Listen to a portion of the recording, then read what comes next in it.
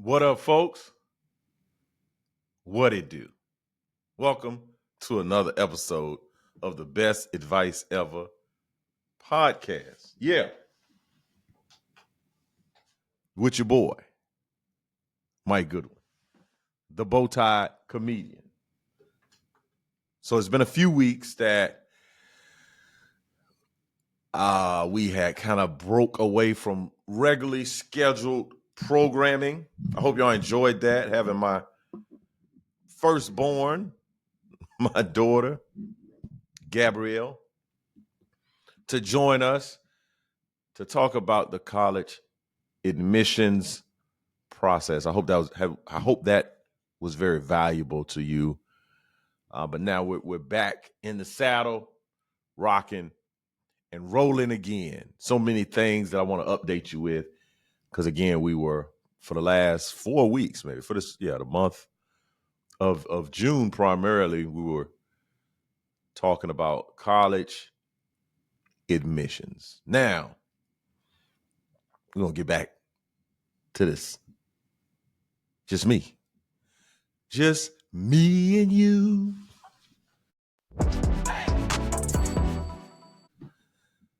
And I want to start this conversation or this podcast with something that I've said before, kind of keeping the main thing, but it's a little bit, it's the same, out of the same vein, but it comes from a different place. So I was just at the 87th grand chapter meeting of Kappa Alpha Psi. So that's my fraternity. I pledged Kappa Alpha Psi in the spring of 1998 at Lander University, the Gamma Nu chapter colony that ultimately became the Omicron Nu chapter, in which I'm one of the founding members. I've been to conclave about, I would say this is my third conclave. That's a little embarrassing, because conclave is every 2 years. I think my first one was in Cleveland. Then I went to Charlotte. I think Charlotte was 03. I can't remember what year Cleveland was. And then most recently, Phoenix, Arizona, which is hot as Hades. Look, man, I'm from Columbia. I live in Columbia, and I would much rather take this heat. Hands down. The desert is different. The desert, they call it dry heat. They say there's no humidity. I take the mosquitoes, the flies. I'll take it all, bro. Phoenix. I don't know who hurt you. I hope you get it. I hope you get it together, because good golly, Miss Molly, you talking about hot in here? It was shameful. It was one of those ones where you really reconsider your life choices when you stepped outside. You're like, hey, do I really need to go where I was planning on going? Maybe I could just go back into the hotel. But I just got back and I was having a conversation with some brothers, man. It were brothers from far and near. Brothers I've met, I hadn't seen in 20 years.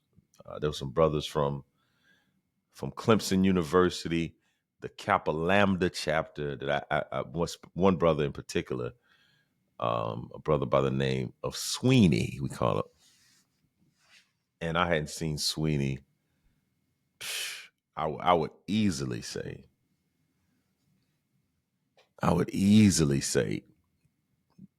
18 years. I mean, I don't know if it's been 20, but it's been a while.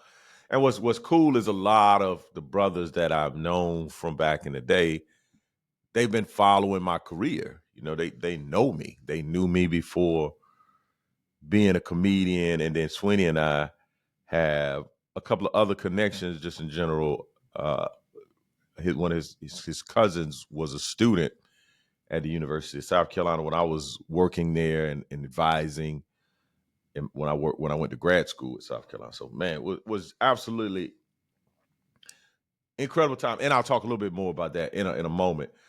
But I was having a conversation, I think, with the Capolander brothers. We went to go grab some dinner.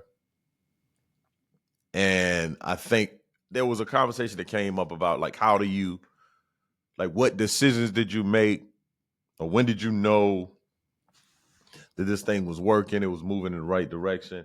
And I remember this story, and this will be the best advice ever I'll share. I'll share this story today. Basically, I had been probably doing comedy 3 years, 3 to 4 years, fairly new. But I was getting that young whippersnapper, big chest, big head. You know, I was getting a little big for my britches. I was starting to understand how comedy worked. I was doing well in the times that I was on stage. I was becoming a better comedian. And if you don't know, I started being mentored by a gentleman by the name of Akintunde. Basically, the story is Akintunde joined our church. He was a secular comic, wasn't really pleased about the direction of his career. He was using language, just having all of these encounters that ultimately brought him back to Christ.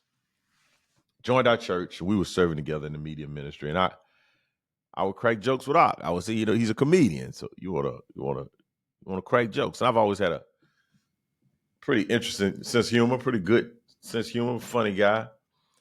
So I would run jokes about Akatunde, and he let me do that for a while. And then at some point, he said, "Hey, look, man, these some funny jokes. Give you two options.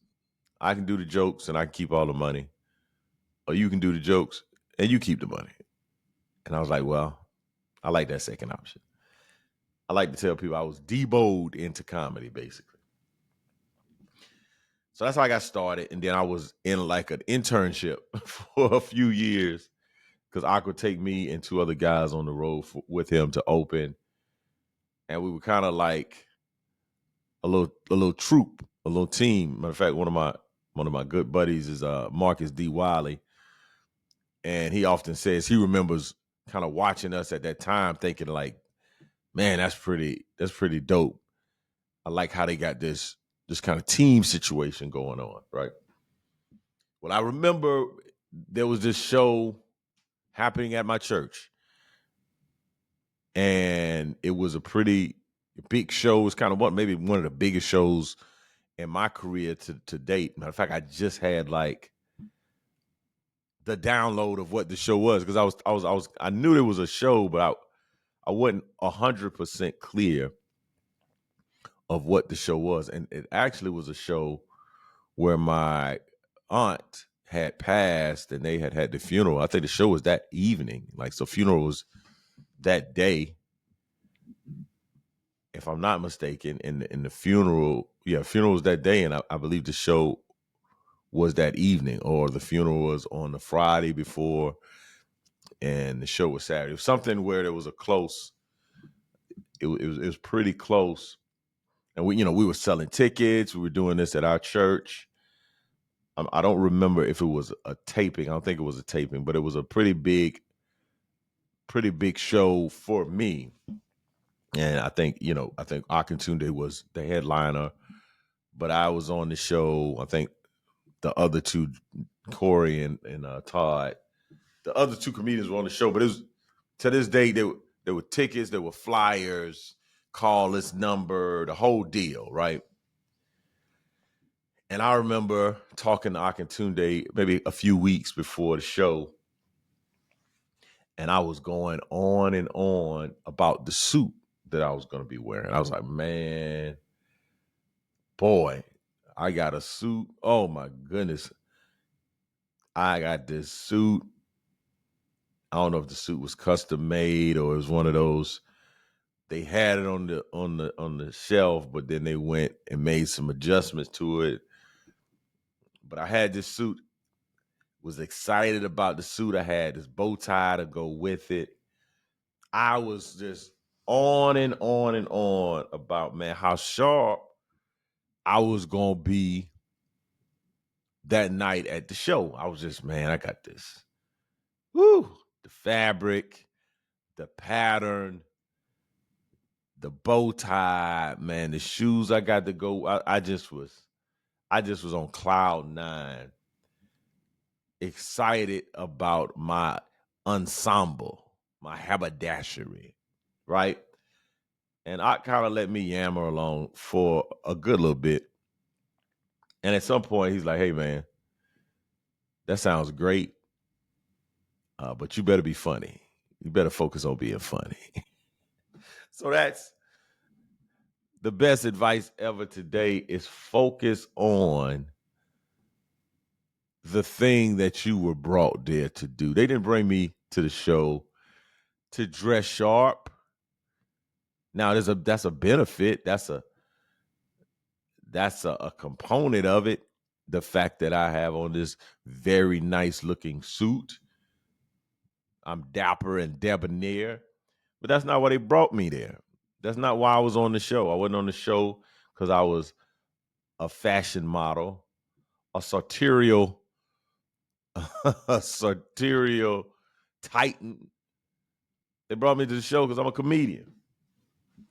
A comedian that is going to tell some funny jokes. And that always stuck with me. And that kind of has led me to what I want to talk about a great deal in this podcast for the next few minutes. I hopefully won't make this a 30-minute, 40-minute conversation. But it really hammered home to me that, hey, man, focus on what they brought you in to do. And this conversation I was having with a few people, because that happens in entertainment. You see it in a number of things, but you especially see it in sports, where an athlete will have a breakout season. And they, before that breakout season, they were just in the gym, sharpening their craft. They were getting better at whatever position that they play. If they were quarterback, they were getting better at their footwork, their release of the ball, reading routes, command of the offense, maybe in the weight room, maybe their cardio. They were focused on the game plan, on being a better athlete, a better quarterback, a better point guard, whatever the role was. Then you had a breakout season. Let's say you won a championship, or let's just say that they broke a lot of records, had a phenomenal year. And now the distractions come. Now you get presented with all these opportunities. You get presented with book deals, commercials, TV appearances, and you don't put the work in that led you to the place that you were. I think about, man, I'm a long-suffering Minnesota Vikings fan, and I cannot tell you the year, but Dante Culpepper was our quarterback. And at that, I think Randy Moss had joined the team, and we may have still had Anthony Carter on the team. We had a good offense. Defense was pretty strong, but they had one of those seasons that kind of surprised people, and they're like, "Oh man, the future's bright for the Minnesota Vikings." I remember watching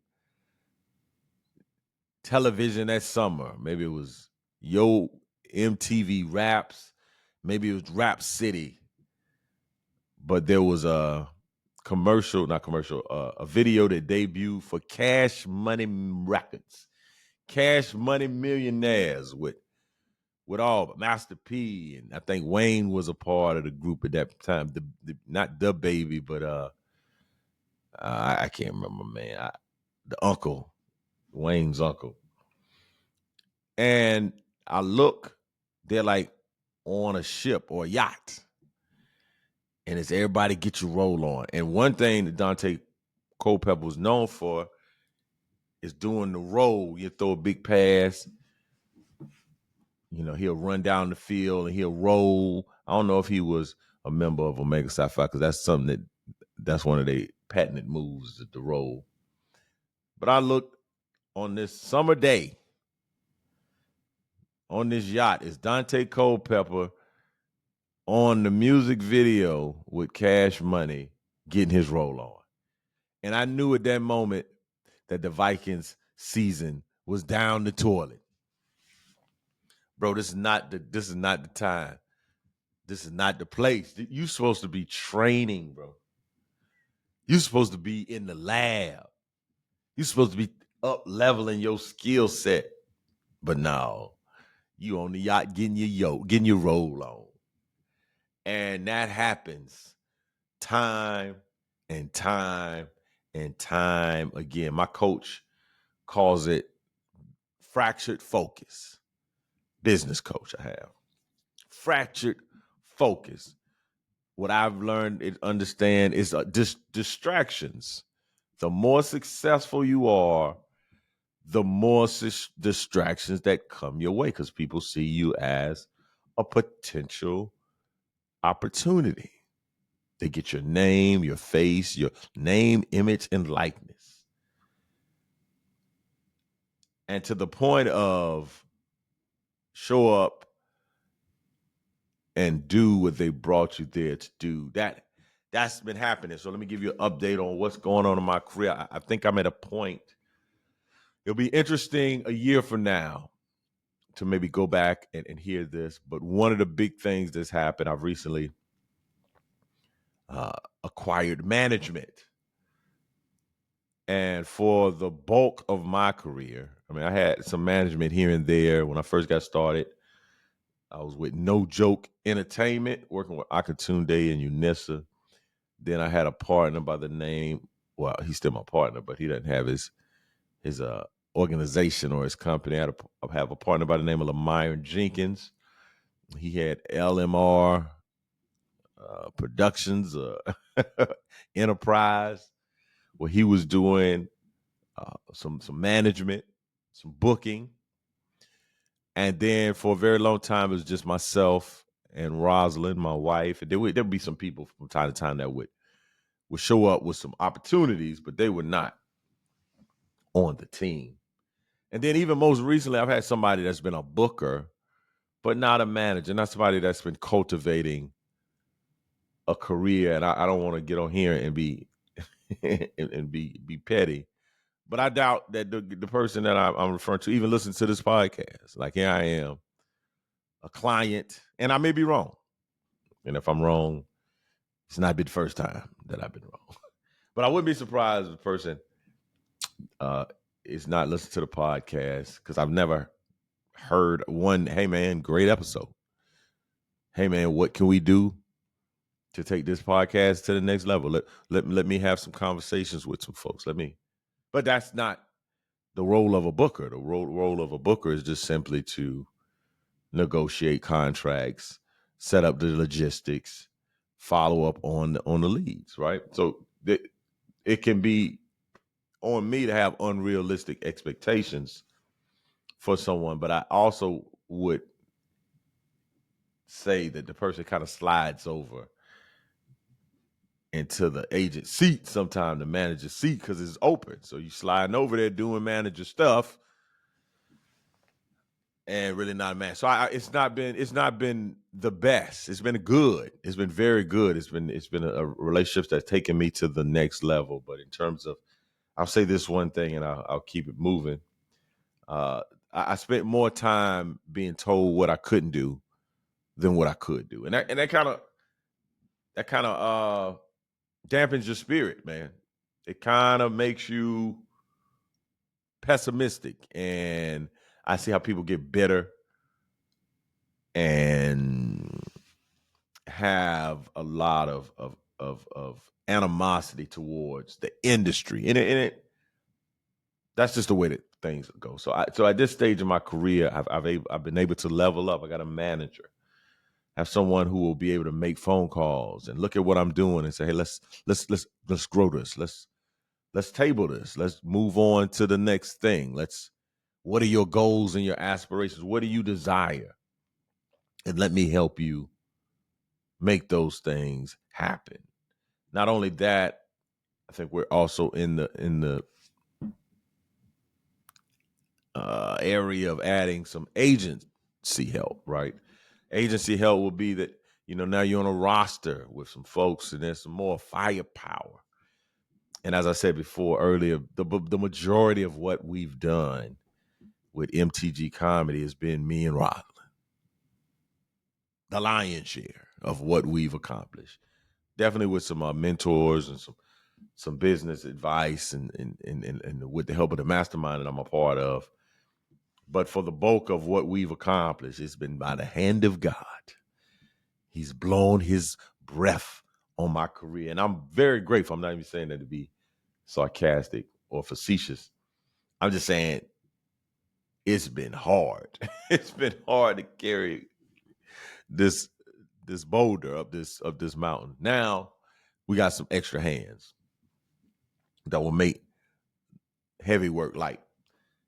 Now, what I continue to be mindful of and I need to understand is that I have to show up and deliver.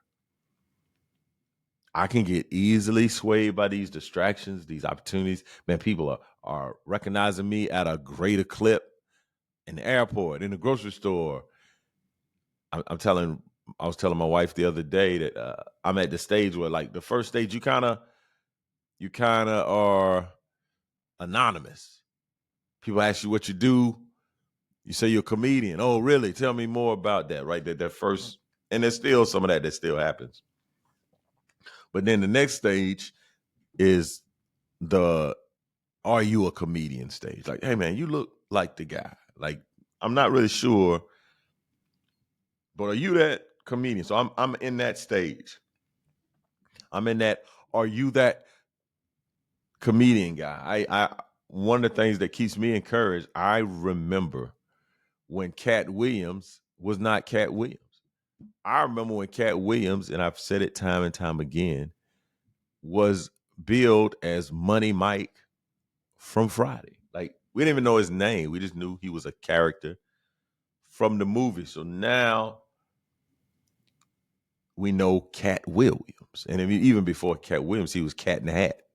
That was one of his monikers, one of his stage names, right?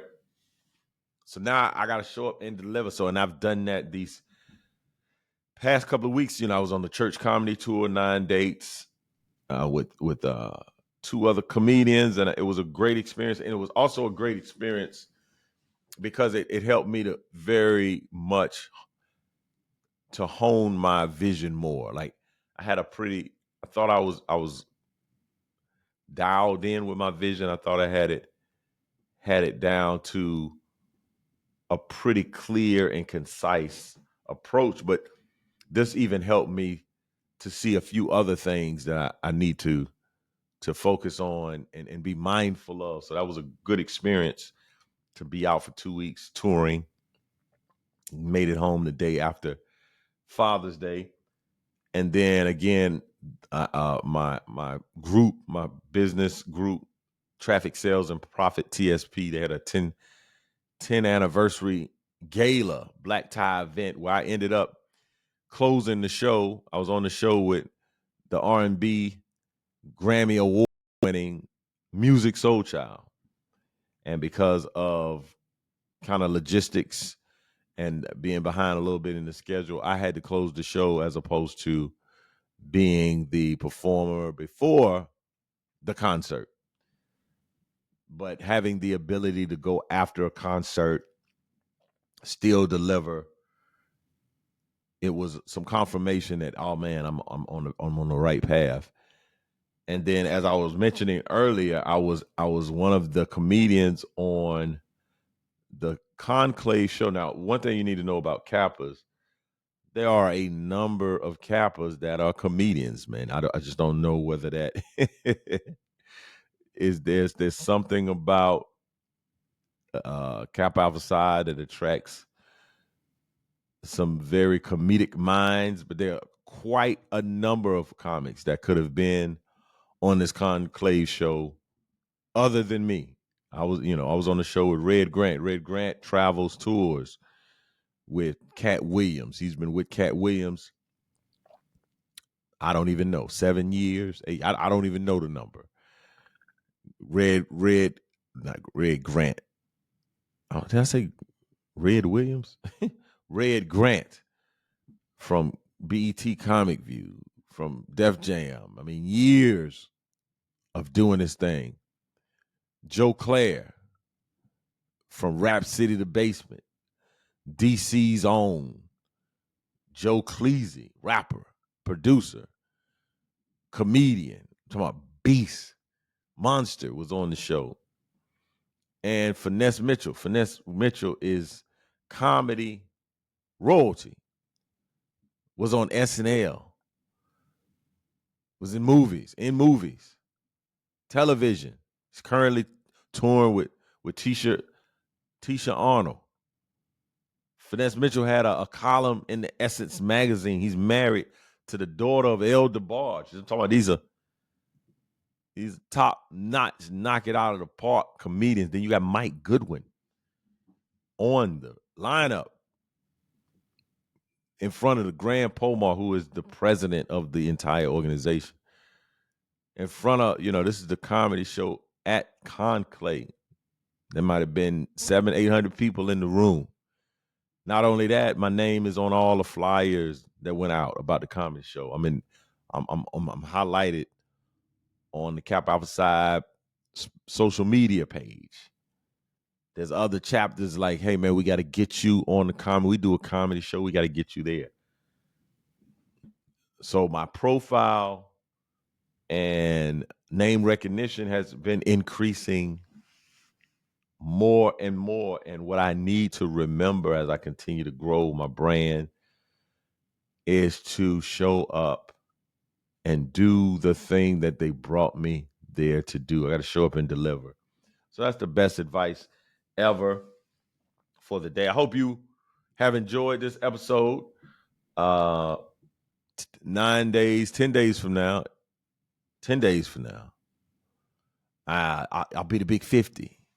I'm rolling up on 50, everybody.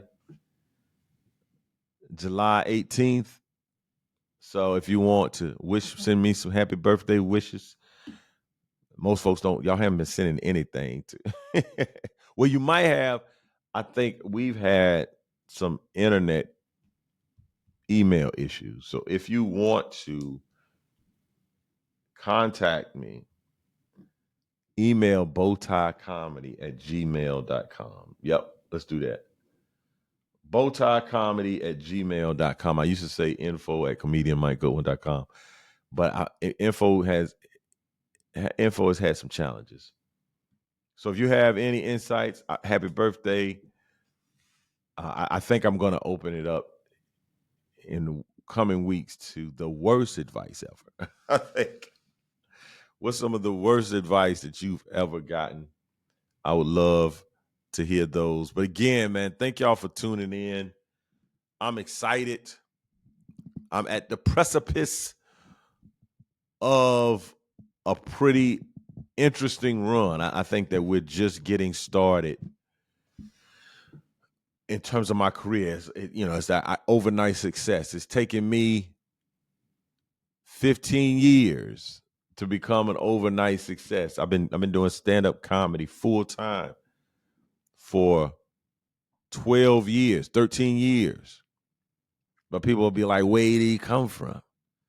I even never heard of him because I was on the backside of the mountain tending sheep, baby. You don't smell that sheep on me?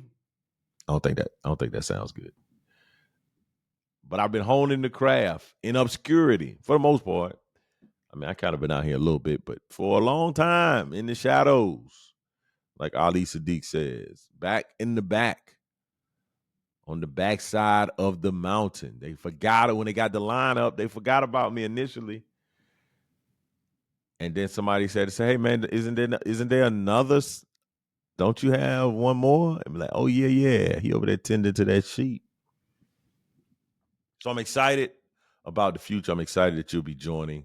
Also, man, like, subscribe, share, do all the things. I'm at Bowtie Comedy on all the social media outlets. Go over there, check me out. I'm coming to a city near you, especially looking at 2026. Now, what will be a great big difference from, I think, what has been from the past, is when we roll out dates, hopefully in the future, there will be a more comprehensive list of cities. Because now, if you just look at my calendar, it's just basically where I've been booked. So if you look at, like, I have some dates coming up in Carolinas here. I'm in Greenville, Hickory, Greensboro, North Carolina, and Charlotte, North Carolina, basically because I did the same thing a year ago. And they just reset it. They just ran it back. And it's a month later, because last year I did it around my birthday. This year I'm doing it in August, right? So hopefully in the future, we'll have a list of various cities, and you'll see your city on there, or at least somewhere close that you can get to me, versus when I put out the list now and people are like, hey man, when you come into Philadelphia, when you come into Atlanta, when you come into the West Coast, like, hopefully when we lay out a schedule in 2026, it will have those places like Philadelphia and Atlanta and New Jersey and New York and Orlando and Jacksonville, all the places that people are asking, when am I going to come? When am I going to be there? When you come into Indianapolis, when you come into Milwaukee, when you come into Minneapolis, right? Hopefully those places will be on the tour. Man, thank y'all so much for tuning in. I still made the 30 minutes. Hey, you could have been anywhere in the world, but you're here with me, and I appreciate it. I'll see you next week. Same bat channel, same bat place. Peace.